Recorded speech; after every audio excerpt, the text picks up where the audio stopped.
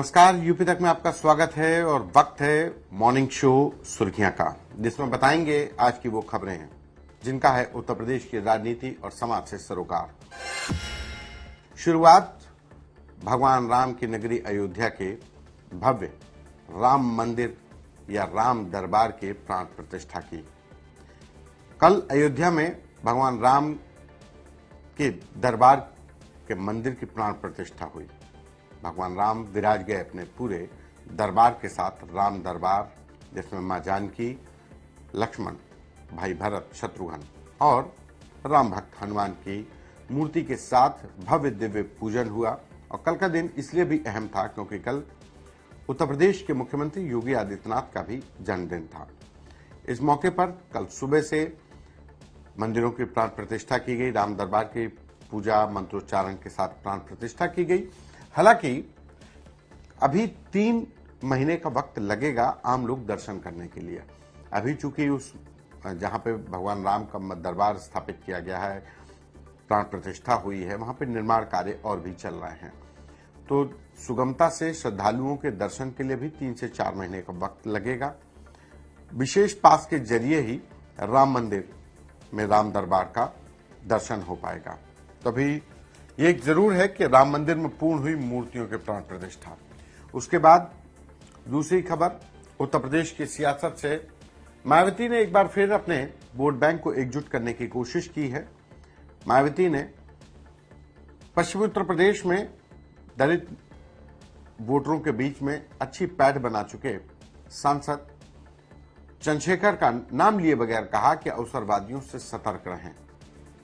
बाबा साहब भीमराव अंबेडकर और काशीराम की नीतियों को नाम पर कुछ लोग छलावा कर रहे हैं, दलित हितों के साथ समझौता कर रहे हैं। ऐसे लोगों से लोग सावधान रहें। मायावती ने एक तरीके से अब चंद्रशेखर के ऊपर सियासी हमला बोलना, उनको घेरना शुरू कर दिया है, क्योंकि जिस तरीके से पश्चिमी उत्तर प्रदेश में चंद्रशेखर ने नगीना से सांसद होने के बाद अपनी पैठ को बढ़ाना शुरू किया, लखनऊ तक उनकी दस्तक हुई, लखनऊ में तक उनके कार्यकर्ताओं ने बड़े कार्यक्रम किए। अभी 2 दिन पहले भी चंद्रशेखर ने एक जनसभा को संबोधित किया।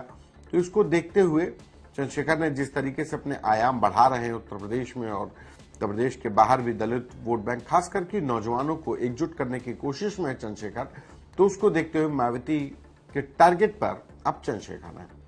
चंद्रशेखर को अवसरवादी बिना नाम लिए उन्होंने कहा कि अवसरवादी लोगों से वो दलितों के हित की बात नहीं करेंगे, वो अपने अवसर की बात करेंगे। अवसरवादी लोग हैं, ऐसे लोगों से सतर्क रहने की जरूरत है।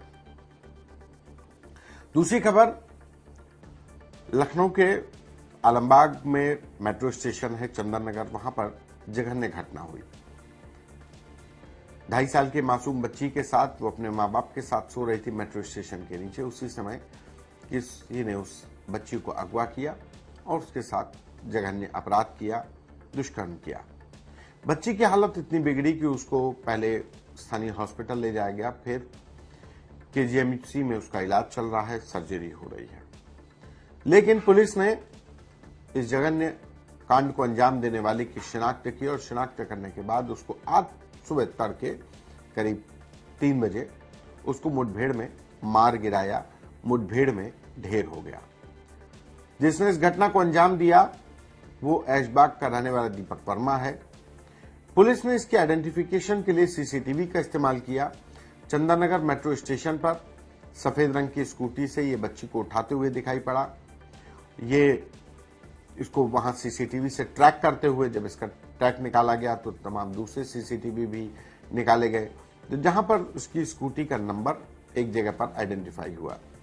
जो हाई आइडेंटिफिकेशन जो सीसीटीवी कैमरे लगाए गए हैं उनके जरिए उसकी शिनाख्त हुई और शिनाख्त होने के बाद इसको ऐशबाग के दीपक वर्मा बताया गया। इसके ऊपर कानपुर पुलिस कमिश्नर के माफ कीजिएगा लखनऊ पुलिस कमिश्नर की तरफ से 1 लाख का इनाम घोषित किया गया।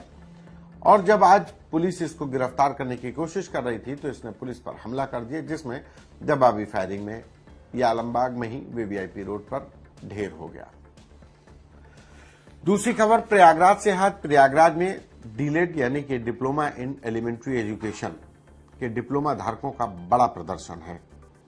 शिक्षा आयुक्त के दफ्तर के बाहर हजारों की संख्या में अभ्यर्थी पहुंच रहे हैं। बीते 10 दिनों से लगातार ये प्रदर्शन हो रहा है। डीलिट यानी कि पहले आम जन की भाषा में जिसे बीटीसी कहते थे, उत्तर प्रदेश में बीजेपी सरकार आई तो उसका बीटीसी का नाम बदलकर डीलिट कर दिया, डिप्लोमा इन एलिमेंट्री एजुकेशन। और उसके बाद अब इन अभ्यर्थियों का कहना है कि पहले जब बीटीसी होती थी तो जो बीटीसी की परीक्षा पास कर लेता था उसका मान लिया जाता था कि नौकरी पक्की है। वो परिषदीय विद्यालय जो कक्षा 1 से लेकर 5 तक पढ़ाते थे वहां पर वो टीचर के तौर पर काम करते थे। बीटीसी की नौकरी का मतलब कि वो नौकरी लग गई, ट्रेनिंग के बाद सीधे अपॉइंटमेंट। लेकिन अब ऐसा नहीं है। डीलिट के डिप्लोमा धारकों का कहना है कि 7 साल से परिषदीय विद्यालयों में, प्राथमिक विद्यालयों में पढ़ाने के लिए शिक्षकों की भर्ती ही नहीं निकाली गई। जो अभी 60,000 या 69,000 शिक्षक भर्ती के मामले आए हैं, शिक्षा मित्रों का समायोजन किया गया है। फ्रेश टीचर्स की भर्ती नहीं निकाली गई। तमाम परिषदीय विद्यालयों में टीचर्स की कमी है। एक स्टडी की गई, उस स्टडी के अनुसार करीब 2 लाख पोस्ट अभी भी उत्तर प्रदेश में कक्षा 1 से 5 तक के टीचर्स के पढ़ाने की खाली है, कमी है। ये सरकारी स्कूलों के आंकड़े हैं। तो सरकार भर्ती निकाल करके इनको जल्द से जल्द नौकरी दे। इन मांगों को लेकर शिक्षा आयोग के दफ्तर पर प्रयागराज में प्रदर्शन चल रहा है और आज इस प्रदर्शन का बड़ा दिन है। आज पूरी ताकत के साथ अभ्यर्थी वहां जुटेंगे क्योंकि 10 दिन का टाइम मांगा गया था कि हम जल्द भर्ती निकालने जा रहे हैं, लेकिन फिर अब कब निकलेगी, तारीखों के ऐलान का इंतजार ये अभ्यर्थी कर रहे हैं। तो आज एक बार फिर प्रयागराज में शिक्षकों की भर्ती की मांग तेज होगी। अब वहां से वो मांग कितना जिम्मेदारों तक पहुंचती है ये बाद में तय होगा। इसके बाद बात वृक्षारोपण की, पर्यावरण की। उत्तर प्रदेश सरकार ने एक पेड़ मां के नाम के अभियान की शुरुआत की, लेकिन इस बार ऑपरेशन सिंदूर छाया रहा। ऑपरेशन सिंदूर से सिंदूर को लेकर चाहे प्रधानमंत्री नरेंद्र मोदी की जनसभाएं हो, कानपुर हो, बिहार में हुई हो, चाहे गुजरात में हुई जनसभाएं हो, वहां पर सिंदूर छाया रहा। चाहे ऑपरेशन सिंदूर के जरिए महिलाओं ने सिंदूर को एक प्रतीकात्मक वीरता का प्रतीक बनाया, लेकिन वृक्षारोपण के मौके पर भी अब सिंदूर का पेड़ लगाने की होड़ मची है। उत्तर प्रदेश में भी कई जगहों पर किसानों ने सिंदूर का पेड़ लगाने का अभियान शुरू किया है। सहारनपुर में एक किसान ने सिंदूर का पेड़ लगाया है और कहा जा रहा है कि अगर एक पेड़ से 4 से 5 किलो सिंदूर निकलेगा तो वो कमर्शियली भी बहुत बेनिफिशियल होगा किसानों के लिए। तो एक तरीके से वृक्षारोपण के सहारे न सिर्फ पर्यावरण को सुधारने की कोशिश, पर्यावरण को आत्मसात करने की कोशिश की जा रही है, वहीं दूसरी तरफ ऑपरेशन सिंदूर के जरिए देश की वीरता, देश की अदम्य साहस जो सेना ने दिखाया, उसको भी एकजुट करने की कोशिश की जा रही है। तो ऑपरेशन सिंदूर वृक्षारोपण में भी छाया हुआ है।